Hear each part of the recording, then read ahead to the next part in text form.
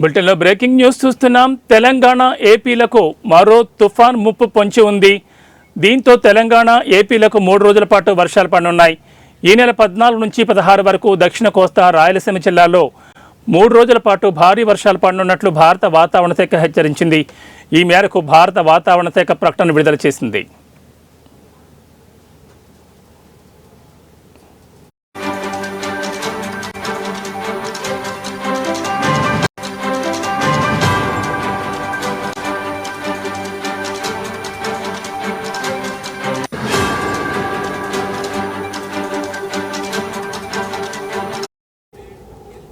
దక్షిణ బంగాళాఖాతంలో రేపటికి ఉపరితల ఆవర్తనం ఏర్పడే అవకాశం ఉందని, తర్వాత పశ్చిమ దిశగా పయనించి నైరుతి బంగాళాఖాతంలో అల్పపీడనంగా బలపడనుందని, ఆ తర్వాత వాయుగుండంగా రూపాంతరం చెందుతుందని వాతావరణ శాఖ అంచనా వేస్తోంది.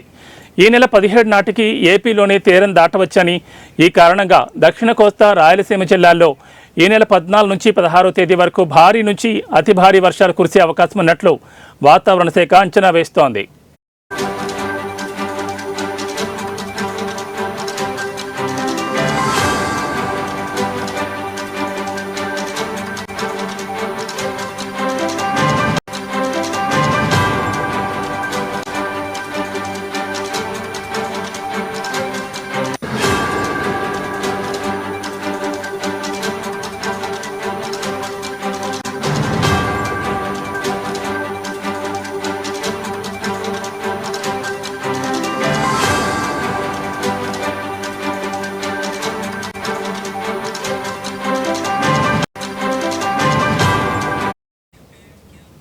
మరోవైపు అరేబియా సముద్రంలో ఏర్పడిన అల్పపీడనం 2-3 రోజుల్లో వాయుగుండంగా మారే అవకాశం ఉందని భారత వాతావరణ శాఖ తెలిపింది.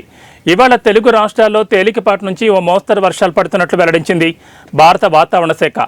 ఇక అటు ముంబైలో భారీ వర్షం పడుతోంది. ఉరుములు మెరుపులతో భయానకంగా ఆర్థిక రాజధాని మారింది.